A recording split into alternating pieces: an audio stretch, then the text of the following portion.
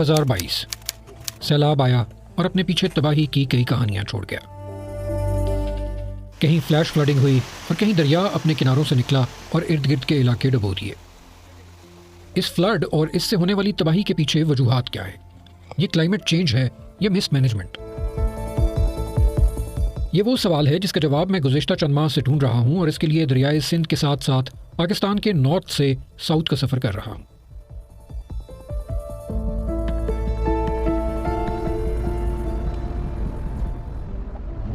इसके लिए मैंने अपना सफ़र वहीं से शुरू किया जहाँ पानियों का सिलसिला शुरू होता है, यानी पाकिस्तान के शुमाली इलाके।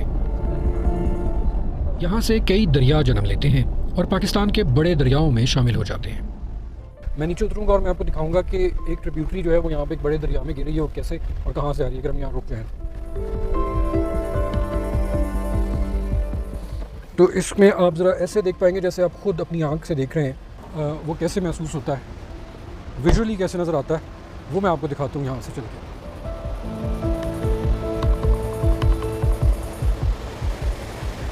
तो ये बुनियादी तौर पर वो बड़ा दरिया है जो इस तरफ से आ रहा है और ये बिल्कुल मेरे सामने एक ट्रिब्यूटरी है जो इसमें शामिल हो रही है, यानी एक नाला है छोटा जो इस बड़े दरिया में गिर रहा है।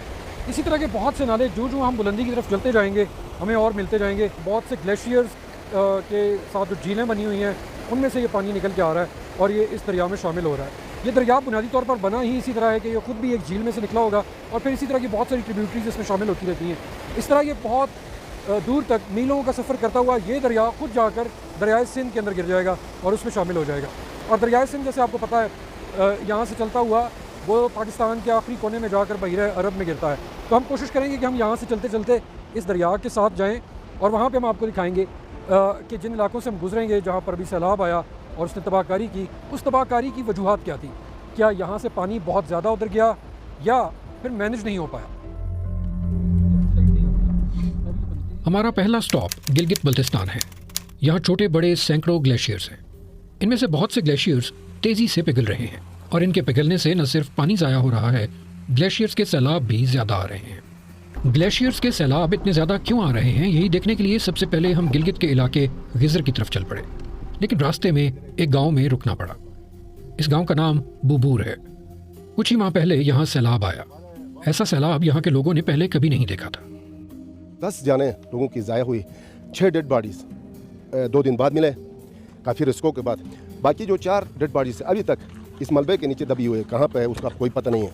वो जो पहाड़ है बड़े बड़े पत्थर लेकर आए, उसके साथ टक्कर खाते हुए इतना सारा ये ज़मीन हिल गया कहते हैं। एक बंदा इधर से भाग रहा था कहते हैं, लोगों ने देखा है, भागते हुए ऊपर से स्लाइडिंग में उसको भी बहा ले गया। उसका भी डेड बॉडी अभी तक नहीं मिला है। बुबूर के लोग कहते हैं ऊपर पहाड़ों में एक ग्लेशियर है जिससे ये सैलाब निकला और ये वहाँ से आबादी में दाखिल हुआ जहाँ से पानी का रास्ता भी नहीं था। ग्लेशियल लेक आउटबर्स्ट या ग्लेशियर का सैलाब इतना ख़तरनाक क्यों होता है, उसका एक अंदाज़ा आपको इस जगह से भी लगाने में मदद मिलेगी। अगर आप इस दरख्त के ऊपर देखें तो ये वो मिट्टी है जो सैलाब साथ लेकर आया है, जो आपको इस दरख्त के ऊपर नज़र आ रही है। ये मिट्टी इस दरख्त के ऊपर कहाँ तक मौजूद है, आप इससे अंदाज़ा लगा सकते हैं कि पानी की सतह उस वक्त क्या थी। जहाँ तक अब आपको कैमरा दिखा रहा है, यहाँ तक इस दरख्त की हाइट जितनी है, इतना पानी जो है वो यहाँ से गुजर रहा था जब सैलाब आया। आधे घंटे के अंदर ये सैलाब यहाँ से गुजर कर आगे निकल गया था। बुबूर में तो हम उस ग्लेशियर के करीब नहीं जा सके। यहाँ से हमने दरकूत की तरफ अपना सफ़र दोबारा शुरू किया। दरकूत गिज़र ज़िले में एक खूबसूरत वादी है, लेकिन ये बार बार कई सालों से सैलाबों का निशाना बनती आ रही है। ये 3 वो ग्लेशियर्स हैं जो दरकूत की वादी के बिल्कुल ऊपर मौजूद हैं। एक आप मेरे इस साइड पे देख सकते हैं, 2 साइड पे। हम अभी इन्हीं में से एक के ऊपर जाएंगे और इनके नीचे एक बहुत बड़ी झील भी है। ग्लेशियर्स में जब ग्लॉफ इवेंट्स होते हैं और वो फटते हैं, उनके नतीजे में सैलाब आता है, तो वो यहाँ इस जगह पर तबाही मचाता है। लेकिन आगे वो क्या करता है कि वो जो दरिया बड़े वाले हैं उनमें पानी की मिकदार को बहुत ज़्यादा बढ़ा देता है। यहाँ से बहुत ज़्यादा पानी उस तरफ चला जाता है।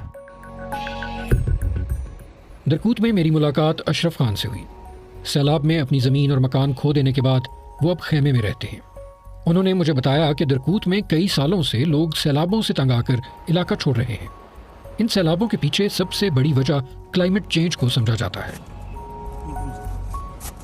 ये जो है ना 1978 में इस तरह सैलाब आकर जो है ना इसको तबाही बर्बाद कर दिया। बिल्कुल छोटा सा इस तरह नाला था सर, ये बिल्कुल ये नाला जाते थे नीचे, बाकी इधर उधर पूरा गरे थे लोगों की सर। बहुत ही नुकसान हुआ सर। फिर लोगों ने अपना घर उस तरफ वाला उस तरफ ले जाकर बनाया, फिर वहाँ से आकर जो है ना सैलाब ने ले गया, फिर उससे उस तरफ बनाया। इस तरह होने के बाद बेबस होकर कुछ लोग जो है ना गिलगित में अभी बसे हैं। बर्फ़ के पड़ने में, गर्मी के ज़्यादा कम होने में भी तब्दीली आई है? जी सर, बर्फ़ पहले बहुत ज़्यादा आती थी बर्फ़, अब बर्फ़ कम आती थी। उससे क्या नुकसान होता है आपके ख्याल में? किससे सर? बर्फ़ कम पड़ने से? बर्फ़ कम पड़ने से सर नुकसान ये होता है, ग्लेशियर पिघल जाती है। अगर बर्फ़ हो तो बर्फ़ पिघल कर पानी आती है सर, ग्लेशियर नहीं पिघलता सर।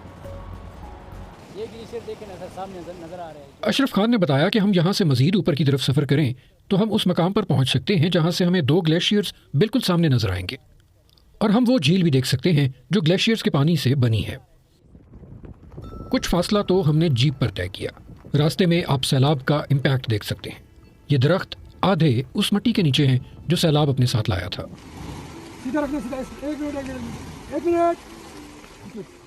यहाँ से आगे जीप के लिए जाना मुमकिन नहीं है, लेकिन यहाँ से ग्लेशियर्स भी अब ज़्यादा दूर नहीं रह गए। यहाँ से कितनी देर लगेगी हमें पैदल जाते हुए? इंशाल्लाह सर हम 35 से 40 मिनट में पहुँचाएंगे। मतलब ये सामने वो वाला ग्लेशियर जो सबसे बड़ा है, और इसमें से वो नीचे से पानी निकल के आ रहा है। पहले यहाँ तक ग्लेशियर हुआ करता था, आस्ते आस्ते सालाना कम होते जाते रहता, फिर वहाँ तक पहुँच चुकी है अभी। अब यहाँ तक आ गया? जी जी, अब यहाँ तक आ गया। ये इकट्ठे आप देख सकते हैं। हाँ, अभी ये देख सकते हैं ग्लेशियर जो है यहाँ पर है।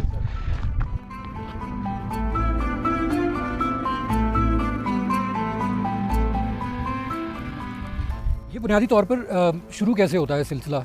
जो आप मेरे इर्द गिर्द ये सारे ऐसे ऊंचे ऊंचे मिट्टी के पहाड़ देख रहे हैं, ये बुनियादी तौर पे वो डेब्री है और वो मिट्टी है जो इन्हीं पहाड़ों के ऊपर से नीचे आई है। इसको यहाँ पर पहुँचते हुए और जमा होते हुए इतना ऊंचा जाते हुए सालों साल लगे। लेकिन जब ये यहाँ पे आ जाती है तो उससे होता क्या है कि ग्लेशियर से जो पानी नीचे आ रहा होता है उसका रास्ता रुक जाता है। उसके बाद इस तरह की झीलें बन जाती हैं। ये एक ऐसी झील है जिसके बंद जो हैं वो बहुत ज़्यादा ऊँचे हैं, तो इसमें से इस पानी को बाहर जाने के लिए बहुत वक्त भी चाहिए और बहुत ताकत चाहिए। बहुत ज़्यादा पानी हो तब वो जा सकता है। लेकिन ग्लोव्स जो है यानी ग्लेशियर लेक आउटबर्स्ट जो है या जैसे ग्लेशियर का सैलाब कहते हैं, वो कैसे आता है? गर्मियों में ग्लेशियर्स तेजी से पिघलते हैं और बारिशें ज्यादा होती हैं। इस तरह ग्लेशियर्स की झीलें तेजी से भर जाती हैं और फिर इनमें से पानी सैलाब की सूरत में बाहर निकलता है। इस झील से अब भी काफी पानी बाहर निकल रहा है, लेकिन बहुत से ग्लेशियर्स ऐसे हैं जिनकी झीलें छुपी होती हैं और अचानक फटती हैं। अब हमने ऐसी ही एक झील देखनी थी। इसके लिए हम दरकूत से निकलकर हुंजा की तरफ चल पड़े। ये झील हुंजा में शीशपर नामी ग्लेशियर पर बनी हुई थी। गुज़श्ता साल गर्मियों में शीशपर की ये झील फटी और फिर इतना बड़ा सैलाबी रेला आया कि अपने साथ हसनाबाद के मकाम पर बना एक पुराना और अहम पुल बहा कर ले गया। ये छुपी हुई झीलें इतनी खतरनाक क्यों हैं और क्लाइमेट चेंज का इनके बनने में कितना हाथ है, ये वहां चलकर देखा जा सकता था जहां ये झील बनी हुई थी।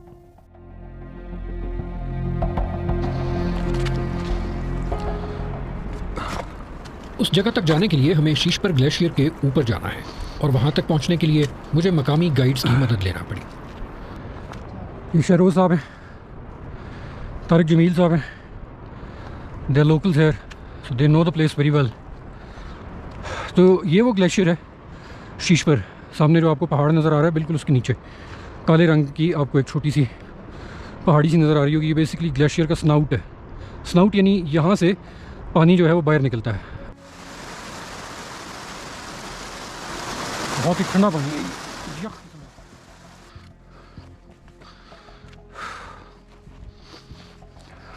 तकरीबन 3 घंटे तक हम शीशपर के ऊपर चलते रहे।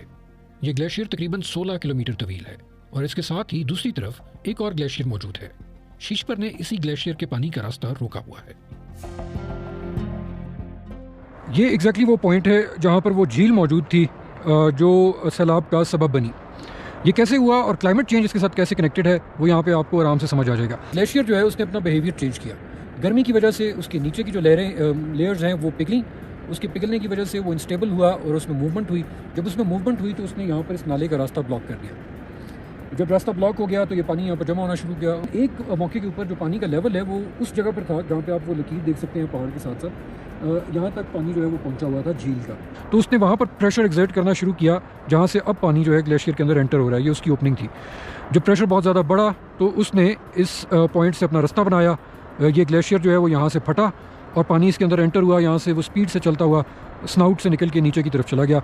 यहाँ एक गैर सरकारी तंजीम ने एक कैमरा भी लगा रखा है। इसकी मदद से ये पता चल जाता है कि सैलाब कब शीशपर से निकलने वाला है। इस तरह नीचे आबादी को अलर्ट कर दिया जाता है। यहाँ हुकूमत ने कुछ हिफाजती दीवारें भी बनाई हैं, लेकिन मकामी अफराद कहते हैं कि शीशपर पर होने वाले ग्लॉफ की तबाही से बचा जा सकता है। गवर्नमेंट ने अलबत्ता स्ट्रक्चर बनाया है, ज़रूर नहीं बनाने वाली बात नहीं है, बनाया है, मगर उसका मेयार इतना नहीं था कि इसको बर्दाश्त कर सके।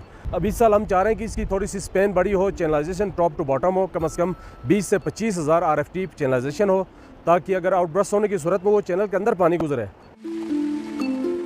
वो ये भी कहते हैं कि यहाँ अगर डिजिटल अर्ली वार्निंग सिस्टम लगा दिया जाए तो इस तरह की छुपी हुई झीलों के खतरे के बारे में जल्दी पता लगाया जा सकता है। पहाड़ों में फ्लैश फ्लड से बचने का एक तरीका कैस्केडिंग भी बताया जाता है। ये हमने कुछ जगहों पर देखी जो लोगों ने अपनी मदद आप के तहत अपनी ही ज़मीनों पर बना रखी हैं। कुछ ज़्यादा मकामात पर इस तरह के हिफाजती इक़दामात नज़र नहीं आए।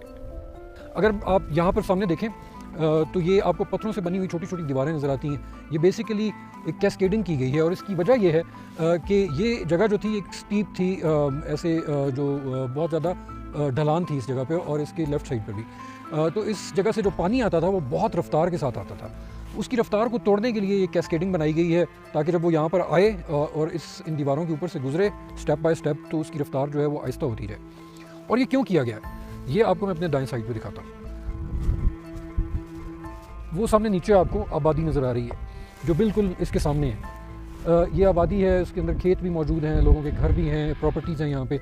अगर ये चीज़ ना की जाए और पानी रफ्तार के साथ यहाँ से गुजरे तो वो नीचे इस आबादी को जाकर हिट करेगा और नुकसान पहुँचाएगा।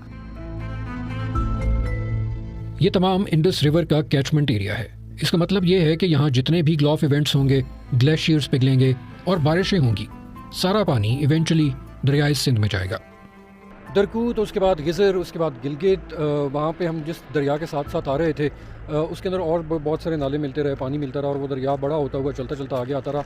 और फिर जब वो इस मकाम पर पहुँचता है तो उसे कहते हैं कि ये दरियाए हिंदू कुश है, जो यहाँ पर आकर दरियाए सिंध के साथ शामिल हो जाता है। और फिर दरियाए सिंध यहाँ से आगे की तरफ जाता है। आगे एक मकाम पर स्टोर से आने वाला दरिया भी इसके साथ शामिल हो जाता है। इस तरह दरियाए सिंध बड़ा होता जाता है और फिर वो बहरा अरब की तरफ पाकिस्तान के दूसरे इलाकों से जाता हुआ अपना सफ़र जो है वो जारी रखता है। हम इसी सिंध के साथ साथ, दरियाए सिंध के साथ साथ सफ़र करेंगे और आपको दिखाएंगे कि यहाँ से पानी जो है इस कैचमेंट एरिया से इतना ज़्यादा गया जिसको आगे काबू करना बहुत मुश्किल हो गया था, या फिर कोई ऐसा मैकेनिज़्म मौजूद नहीं था कि उस पानी को मैनेज किया जा सकता और उसकी वजह से तबाही ज़्यादा हुई।